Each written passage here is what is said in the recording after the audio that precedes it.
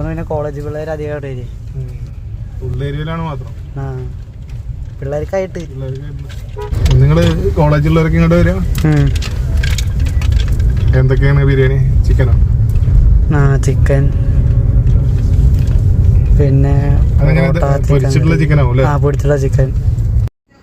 ഇന്ന് നമ്മൾ പോകുന്നൊരു കുഞ്ഞു ഹോട്ടലിലേക്കാണ്. ഈ ഹോട്ടലിനെ പറ്റി പറഞ്ഞത് സുഹൃത്ത് ആനന്ദാണ്.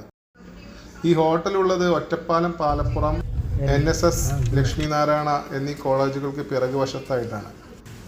ആനന്ദ് ഇവിടെ ലക്ഷ്മിനാരായണ കോളേജിലാണ് പഠിച്ചിരുന്നത്. ഇടയ്ക്ക് ഇവിടെ വന്ന് കഴിക്കാറുണ്ടെന്നും സംഭവം കിടിലനാണെന്ന് പറഞ്ഞു. ഒരു പഴയൊരു ബിൽഡിങ്ങാണ്. സംഭവം നല്ല വൃത്തിയുണ്ട്. മരത്തിൻ്റെ മേശയും പിന്നെ ബെഞ്ചും, ഒരു പഴയൊരു ആംബിയൻസ്.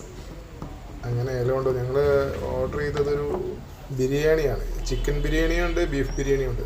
പിന്നെ ഫുള്ള് വേണോ ഹാഫ് വേണോ വെച്ചു. അപ്പോൾ ഇത് കൊണ്ടുവന്നത് ഹാഫാണ്. ഹാഫിൻ്റെ ക്വാണ്ടിറ്റി ഒന്ന് നോക്കൂ, അത്യാവശ്യമുണ്ട്. 2 ചിക്കൻ പീസും ഒരാൾക്ക് വയറ് നിറയാനുള്ള റൈസും ഉണ്ട്. പിന്നെ സലാഡ്. എന്തായാലും കഴിച്ചു നോക്കട്ടെ. അച്ചാർ വന്നു. ഇനി ചിക്കൻ പീസ് ഭയങ്കര ചൂടാണ്. ഞങ്ങൾ വന്നതൊരു 12-12:15 ആയിരുന്നു. ഈ വഴി പോകുമ്പോൾ ഒന്ന് കയറിയതാണ്.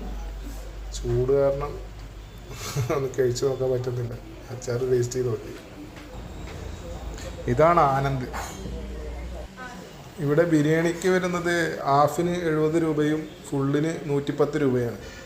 ആനന്ദ് ഒരു ഫുള്ള് മേടിച്ചിട്ട് അവർ 2 പേര് കഴിക്കാറുണ്ട് അത്രേ. അങ്ങനെ നോക്കുമ്പോൾ 110 രൂപ വരുമ്പോൾ ഒരാൾക്ക് 55 രൂപയ്ക്ക് വരുള്ളൂ.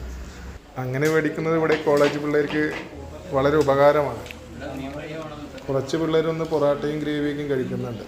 ഇത് ബിരിയാണി മാത്രമല്ല, പൊറാട്ടയും നല്ല നാടൻ ഊണും മീൻ വറുത്തതും എല്ലാം അടങ്ങിയൊരു നാടൻ ഭക്ഷണം കിട്ടുന്നൊരു ഹോട്ടൽ. ഈ കാലത്തൊന്നും 70 രൂപയ്ക്ക് ഇത്രയും നല്ലൊരു ബിരിയാണി എവിടെയും കിട്ടുമെന്ന് തോന്നുന്നില്ല.